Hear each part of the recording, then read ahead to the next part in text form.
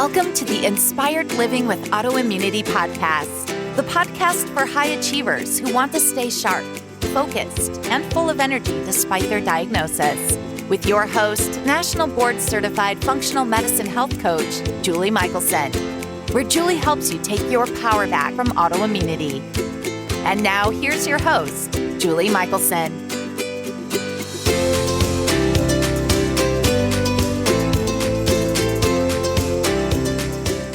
Welcome back to the Inspired Living with Autoimmunity podcast. I'm your host, Julie Michelson, and today I'm joined by Dr. Doni Wilson, and I'm so excited to share our conversation. Dr. Doni is a naturopathic doctor who, through the process of solving her own 25 years of migraines, developed her stress recovery protocol that she uses with her patients to help them reverse all sorts of challenging health conditions, including autoimmunity. Today, we talk about how important it is to know your stress type in order to dial in your stress recovery, why it's important to measure your cortisol and adrenaline levels, and how to begin to heal your adrenal distress. Dr. Doni shares with us invaluable nuggets from her upcoming book, Master Your Stress, Reset Your Health, which is just about to become available. This is a must-listen-to episode. You are worth it. Dr. Doni, welcome to the podcast. I'm so excited to have you here. I'm so happy to be here. Thank you. I love to get started with your journey. How did you get to be this amazing naturopath helping people heal from all kinds of chronic challenges and issues? I always say, I'm guessing when you were a little girl, this wasn't what you thought you would be doing. Well, and I joke that I grew up in a pharmacy. My father is a pharmacist. And so I really grew up all around the pharmacy and pharmaceuticals. And I think even my parents were surprised when I then was studying to get a pre-med degree in science. Then I decided to add a degree in nutrition. And I started to have this thought, is there a kind of medicine that integrates nutrition into care and healthcare? And that's when I found out about naturopathic medicine. And immediately I was like, it felt like a dream come true, because that's what made sense to me at that time. And so instead of going to pharmacy school, I went to naturopathic medical school. So I was pretty early on in my life that I ended up figuring this out. And I realized that actually, as a pharmacist, my father throughout my childhood would always speak about how do we prevent the need for medications whenever possible. Wow. Right? And so then I'm like, oh, no wonder I was having those thoughts even from a young age. And then went on to Bastyr University in Seattle, Washington to do my naturopathic degree. And I also became very interested in women's health in particular. So I also trained as a midwife at the same time. And it just felt like this was just meant to be. And then I ended up, when I graduated, I moved to the East Coast. I ended up moving to Manhattan in 2001, right after 9/11. And the thing is that when I was researching women's health during my training, I was researching fear of labor and how stress affects women in labor. And then I went and moved to Manhattan right after 9/11 and realized maybe I can apply some of what I learned about women in labor to all humans at any point in time when they're exposed to stress. And so I continued to implement and learn through the years of practice how to help people recover from stress. At the same time, I was also having migraines. I had migraines for 25 years. And I didn't talk about it, though. I felt like as a practitioner, I'm not supposed to have symptoms. I'm supposed to be able to solve this. I was helping other people with their migraines, and yet I couldn't solve my own migraines until just a few years ago. So it kind of pushed me to keep researching, keep learning, keep applying. And so I'm grateful now to look back how much I learned by solving my migraines and eventually getting them to go away. And in the process of that, developing my protocol for stress recovery that helps with many different health issues, including autoimmunity. Wow. I love that. I love how you were, so ahead of the curve So many people who come on the show shifted, because of their own health struggles. And you just kind of lived with yours on the side while you were on this path to begin with, which is amazing. I want to circle back and repeat 25 years of migraines. Yeah. Wow. That's amazing. And I love that, what you're doing works with so many things. It's not migraine specific. And yes, I know you have helped so many people with autoimmunity as well.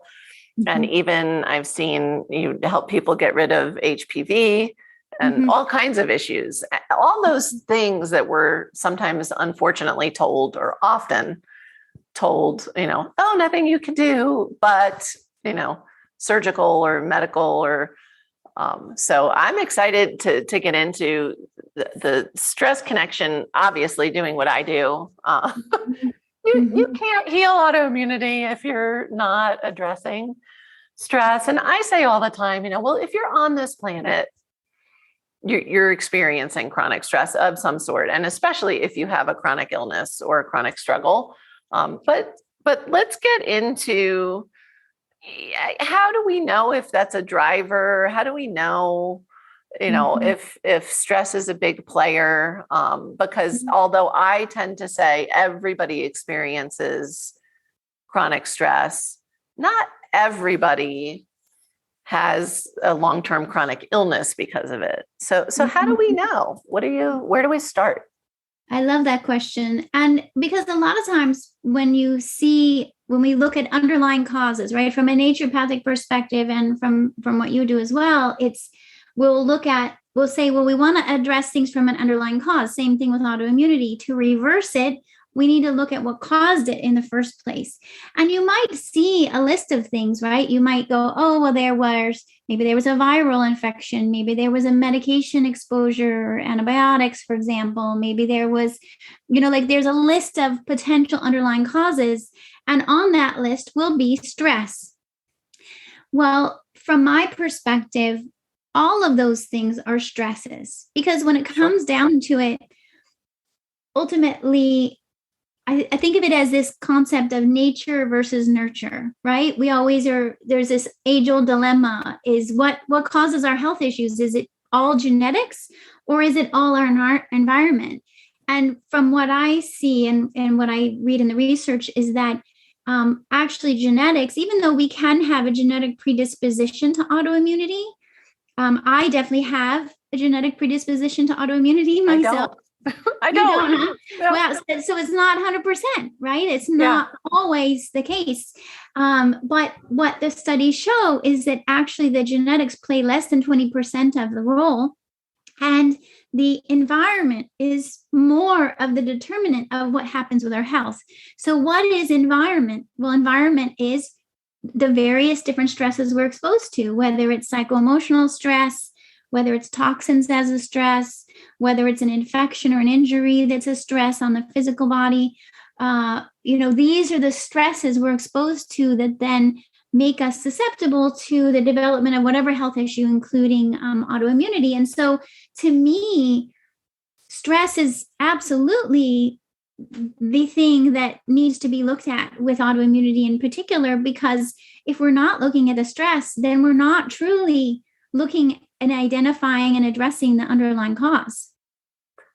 I love that. That's amazing. And I always say when it comes to stress, well, all of them overlap, and you just so beautifully and eloquently, I often, when I talk about toxins, I talk about chronic stress as a toxin. Yes. And then flip it, right? You just gave us the other side of that. Also, toxin exposure that's not cleared is now a stressor. And so, there's never one thing. And the way my mind works, maybe this is all my sort of math and science background, is I'm thinking of it as an equation to solve, And so if I go, okay, well, if we're going to solve this equation for your health and end up helping you improve your health, then we need to look at what are the factors that are contributing. And even, say a diet that's not healthy for you or is inflammatory is a stress on your system. Our bodies we have a built-in stress response system. And it's not something we can stop having. That's just part of being human. Our brain and our body is going to be looking for anything that's going to be a potential stress trigger, and it's going to respond. So whether that's a food or a toxin, or maybe it's a lack of food. Sometimes it's that we're fasting too long, or we're not sleeping enough, or we're eating too much. Exercising too hard. Exactly. Yeah.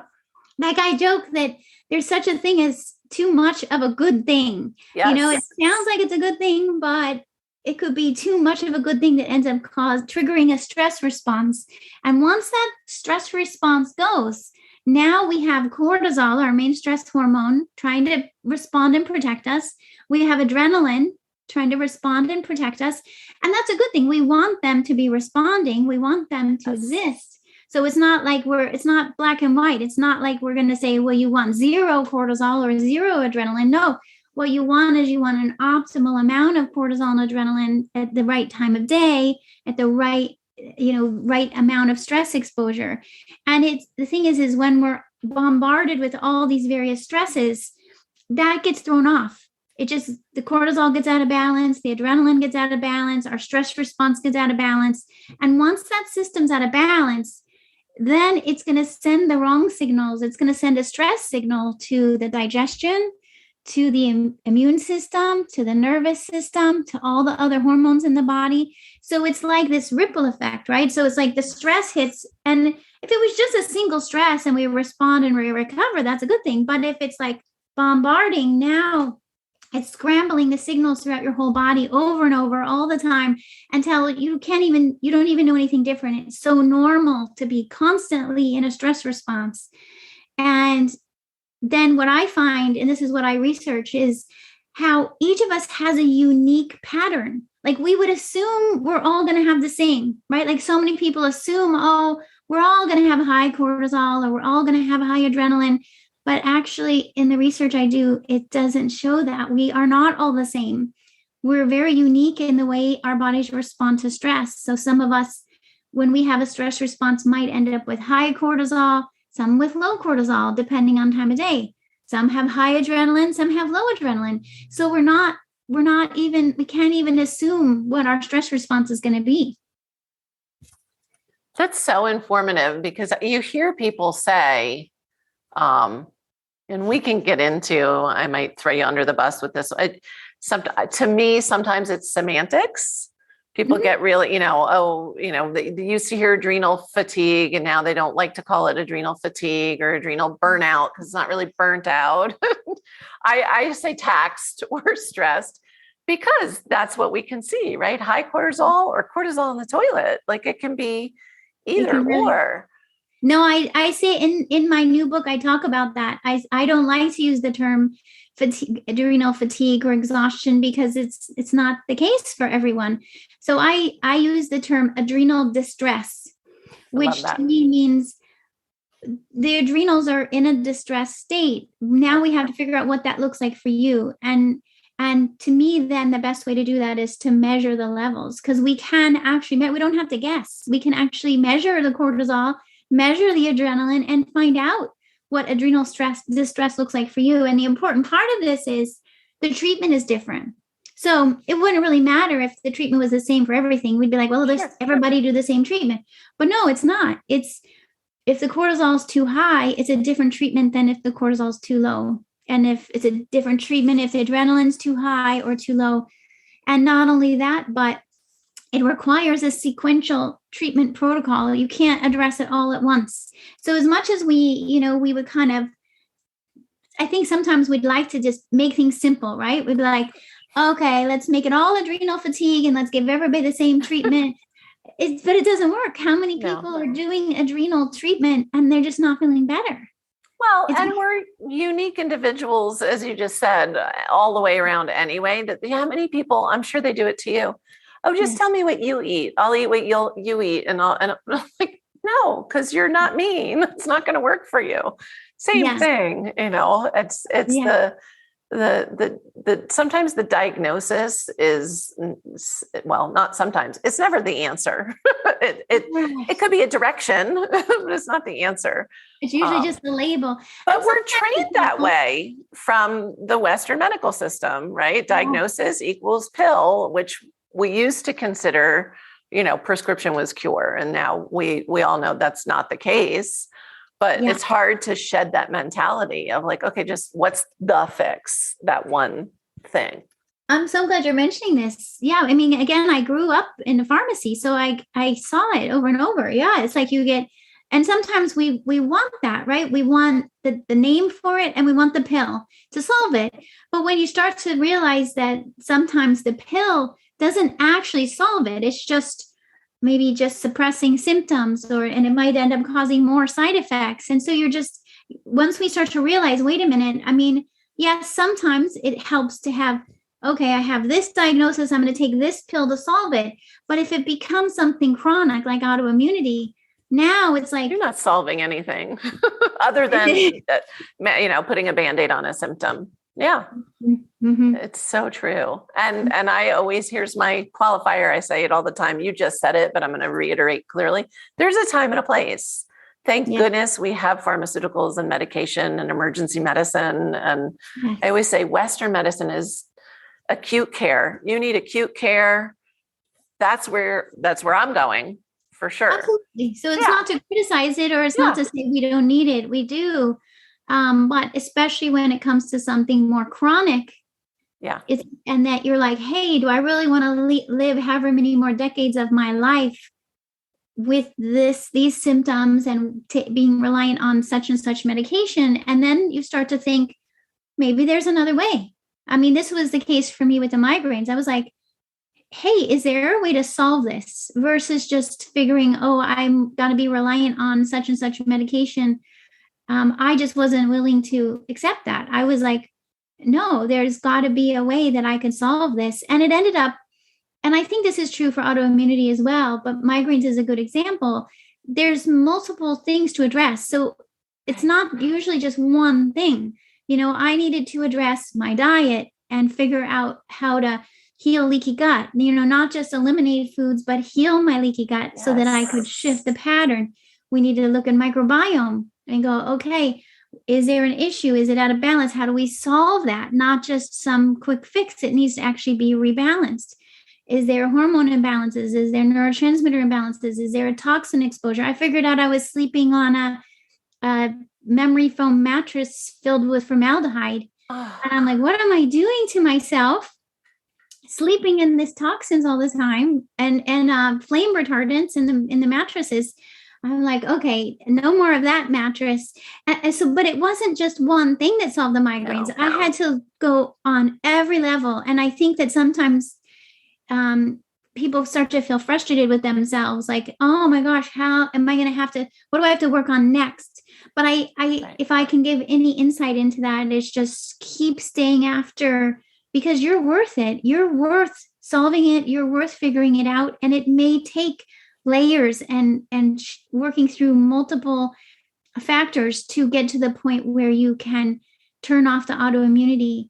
Now, both my parents have autoimmunity, and I've been able to help them both, to let alone all of my patients that I help with autoimmunity. And it's so amazing, right? To be able to see that this is possible to actually turn off the autoimmune process in the immune system. It doesn't have to be stuck that way. It does not have to be stuck that way. And I would have you say that 1,000 times because that's exactly why I have the podcast, because I was one of those people, unfortunately, who, when I was diagnosed and they said, oh, we're so sorry, your future is decline, basically. I believed them. I had no idea that wasn't true. And I believed them for 11 years before it was that same thing. I was like, wait a minute, I was 10 prescriptions in, I was on 10 prescriptions at once. You know how that goes. I was taking prescriptions for my prescription for the side effects of the other prescriptions. And declining as expected, because of course that was my mindset as well. And that was it. It was like, what can I try? What else? This is clearly not the answer. What else can I try? And I will say, I was thinking, I love that you said, stick with it. You're worth it. which I find, I'm sure you do too, is a process for so many to learn that they are worth it, and to really reinforce and kind of strengthen that muscle as they go as well. But you really, 25 years of searching for an answer and not giving up is beyond amazing. And look at the gift, because as you're fixing yourself, you're serving more and more people. It's fantastic. Yeah. And I love it. It's so rewarding. I sometimes I joke, I have now all this information and experience in my brain, and I want to be able to share it with people who are looking for that, who've been searching for answers and running into dead ends. And that's exactly why I wrote this book, the Master Your Stress, Reset Your Health book, because I just feel like I want to put the information out there. I feel so grateful for being able to solve this for myself, that I want others to be able to have the information they need to solve it for themselves too. And so I'm sad. So it's so rewarding to be able to help people. And I can't wait until the book is out. The book should be launching I'm guessing right after this airs, right around, and we're going to have a link in the show notes for you guys to pre-order. I am super excited. Let's talk about it a little bit, as you've touched on so many things. Like I could go down all the trails and we could be here for 3 hours, but I know we both have other stuff on our schedule. Let's talk about the book. There are so many books on stress. So share with listeners, because I already know, but why is this different? What's different about this book? Well, the one difference is it's written from a naturopathic doctor's perspective, and from my experience helping people recover from stress. I've been in practice now for 22 years. And you look 22, so you're doing something right. You guys get the book. Thank you. Yes, I've needed to implement everything along the way because of the migraines. Again, it kind of really pushed me to implement myself. And I think actually that's how I've prevented autoimmunity, because I have every genetic predisposition to autoimmunity, but I don't test positive for autoimmunity. And it's, I think, because of these tools that I've been implementing along the way. And one other difference about this book is it's really helping you to understand how stress affects you individually. So it's not just talking about stress as something general, and it's not just talking about the things you might already guess, right? When you think of a book about stress, some people think, oh, it's probably going to tell me to take deep breaths and meditate. And so you can almost feel like you know what the book's going to say. But I do mention taking deep breaths and meditation in the book. But what I first do is help you to understand what is stress doing throughout our bodies. What kind of disruption can it cause? What are examples of stress, which we touched on here? And then I guide you through a quiz to identify what I call your stress type. It's how your body, the pattern your body goes into when you're in what I call stress mode. Is your cortisol high or low? Is your adrenaline high or low? Because again, then in the second half of the book, I can guide you through how to implement recovery from stress based on your stress type, because it's different for each. If you're even, I use the acronym CARE, which is like with self-care. So the C is for clean eating, A is for adequate sleep, R is for recovery activities, and E is for exercise. And the thing is that care is going to be unique to each person based on their stress type and where they are in their stress recovery. And I found that this was because people come to me, I work with patients one-on-one by phone and in person and by Zoom. And when they come to me, they've usually been dealing with a health issue for a long time and worked with many different practitioners. And so I also had to figure out what was missing in all the other approaches that they tried already. And this is what I found was missing. It wasn't individualized based on their stress type, and it wasn't matching up with where they are in their stress recovery process. And when we can implement those two variables, now we can actually be successful using It's using diet, it's using nutrients, it's using herbs, it's using natural approaches to help your body heal and recover. And the ultimate goal in the book is to become resilient to stress. Yes. So that, because it's not like we can avoid stress, right? Like some people think, well, am I supposed to just have zero stress? And that's impossible. So then they want to give up. Why bother? Yeah. So I want to say it's not about having zero stress. It's not about giving up on your stress. It's about harnessing it, about being present with it, embracing your body and how it responds to stress, and figuring out how do you create and use your self-care based on your stress type to ultimately become resilient to the stress you're exposed to. I love that. That's such a powerful tool. I'm thinking what keeps coming up for me, and I'm sure you see this too. I have people show up and you mentioned it before. Their stress, the incredible stress level is their norm, and they just don't feel it. They're not even aware. So can you, in our last few minutes, can we walk through, just briefly touch on some of perhaps the traits of the stress types or what they are, so that people can realize like, oh, wait, maybe she is talking to me. Yes, absolutely. Well, for example, there's the stress magnet, which is a lot of us assume that we're this stress type where there's high cortisol and high adrenaline. And I have to say, Julie, I've seen more stress magnets in the past 2 years with the pandemic. It's really raising, the level of stress for people. And I'm seeing stress magnet pattern more often, that high cortisol, high adrenaline. That person they actually might be very productive because they have that cortisol and adrenaline. So they tend to be people who have a lot of expectation and responsibility. They may work long hours. They're willing to push themselves. But at a certain point, they start developing health issues. Yep. And sometimes it is autoimmunity because the system can only be pushed so hard before something starts to appear in terms of symptoms. Yes. Another is the night owl. And the night owl is similar to the stress magnet, except that they have high cortisol and adrenaline more in the evening or overnight. And so now they often are either working late, and so they end up not getting enough sleep because they're working late, or they're waking up, they can't get to sleep, or they're waking up early. So it starts to shift their sleep patterns.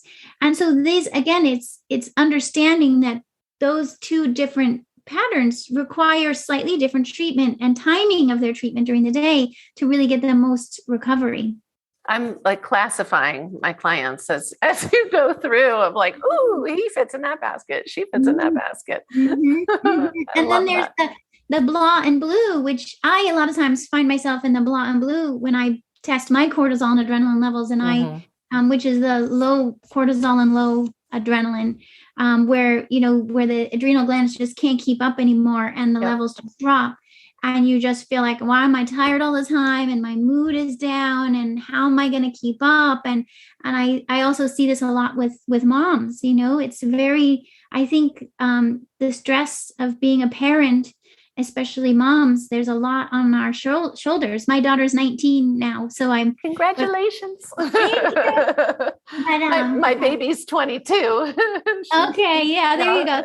It's an accomplishment. It is, but it's a lot when you have children. It's and it can be very draining.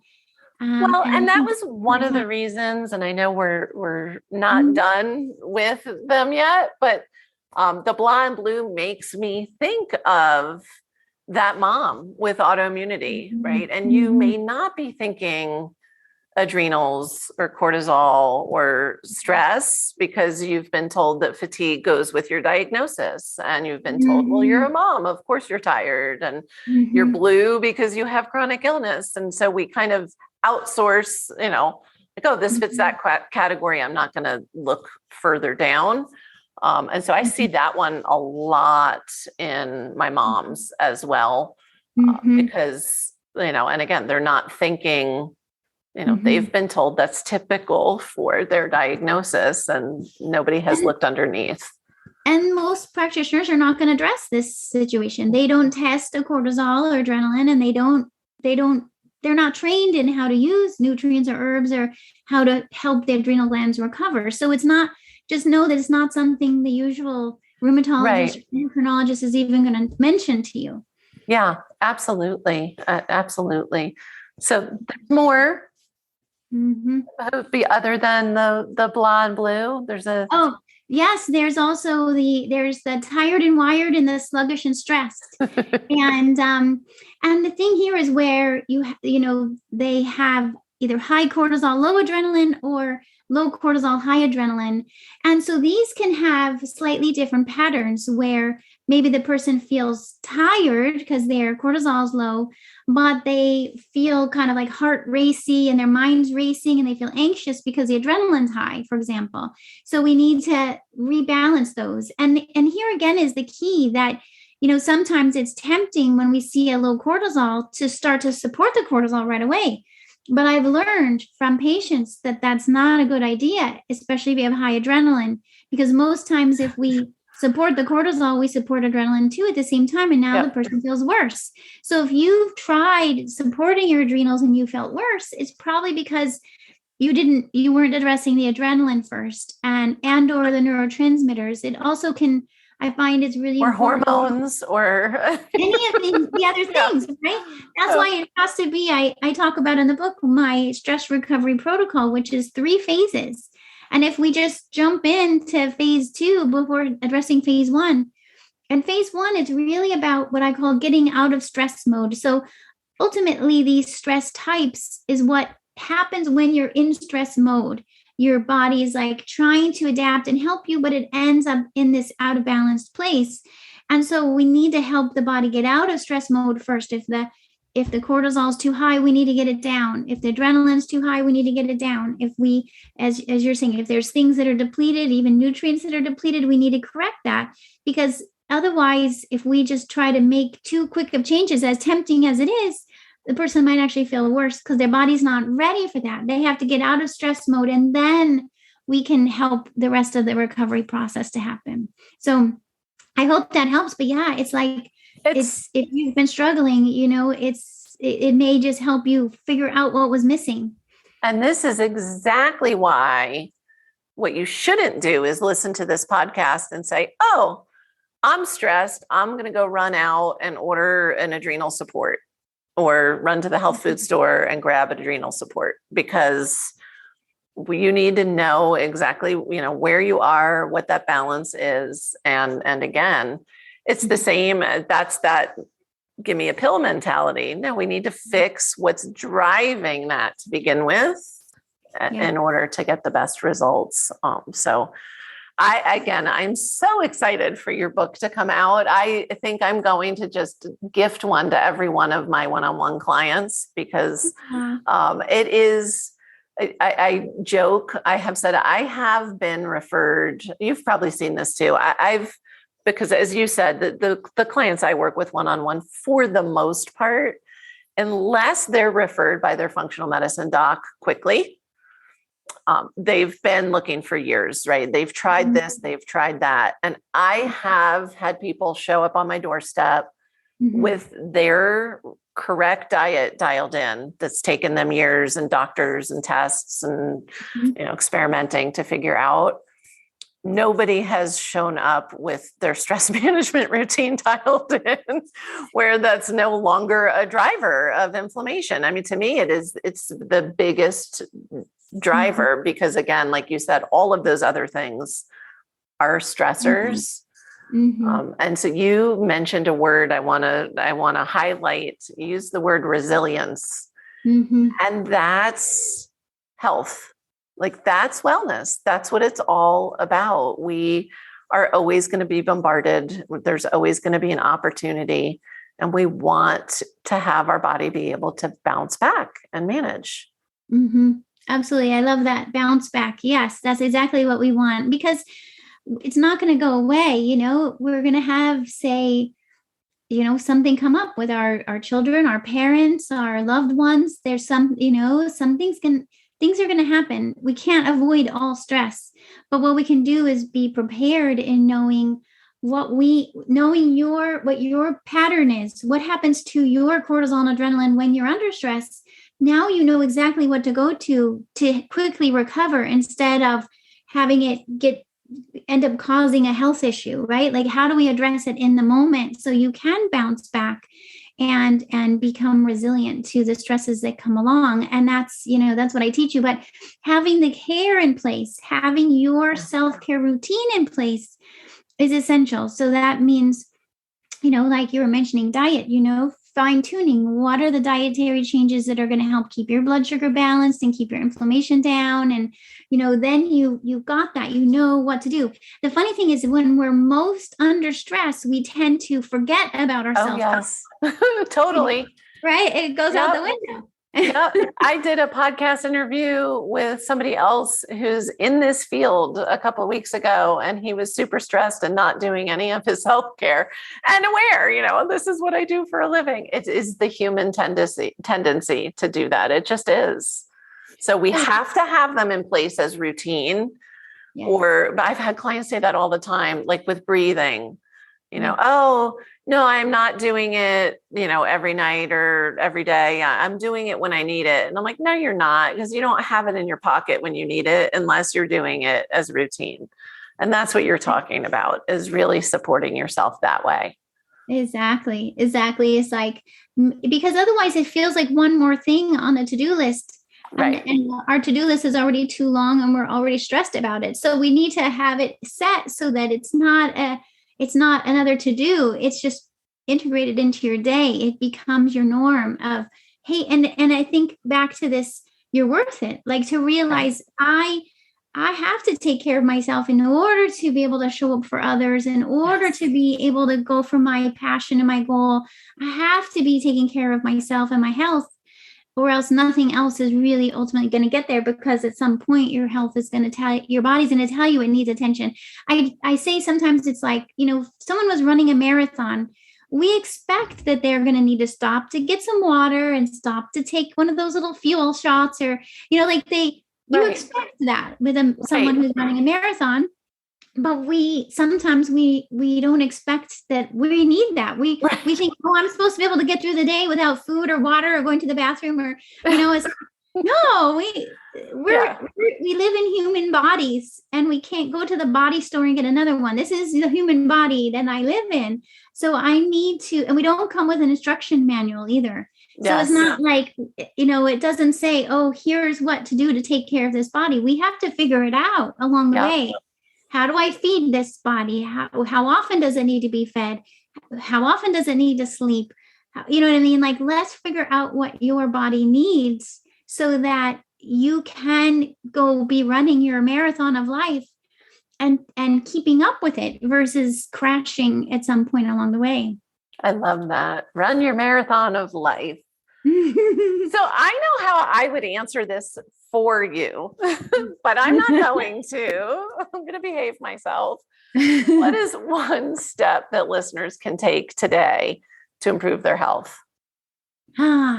Well, you could definitely order the book. That was what I was going to say. Order the book. This is it right here. This is beautiful. This is an early copy that I got, the Master Your Stress, Reset Your Health book, which is available everywhere that you might want to order books from. And then definitely come and tell me on my book pre-order page that you ordered it, because I have thank you gifts for you and support so that you can really start already implementing, learning about self-care from the perspective of addressing your stress type. Like, because that's the thing, it's one thing to know how to do self-care in general, but it's another thing to know, how do I do it based on what my body needs, based on my stress type. And so I'm going to be, giving you extra support to do that along with the book.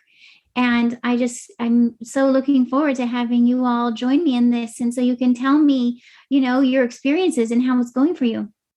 Amazing. Oh my gosh, guys, get the book and take advantage. Dr. Doni works one-on-one, and those of us that do that, we can only support so many people at a time. So an opportunity for any kind of extra support with the book is a huge gift. It's a tremendous gift. So I'm so excited for that. So before we wrap up, links will be in the show notes, but where's the number one best place for listeners to find you? Well, my website is drdoni.com, which is, you can either just do drdoni.com, or you can spell it out, doctordoni.com. And I'm on social media as Dr. Doni Wilson. So you can find me there as well. I'd love to connect with each of you and really give you hope on this path of healing autoimmunity. I'm so glad, Julie, that you're there helping them, because it's definitely possible. I see it every day with my patients. Those autoantibodies can turn off, your body can heal. And so I know that it's possible for you too. And we're here for you to do that. Help you do that. Dr. Doni, thank you so much. You have shared some amazing gold with listeners today.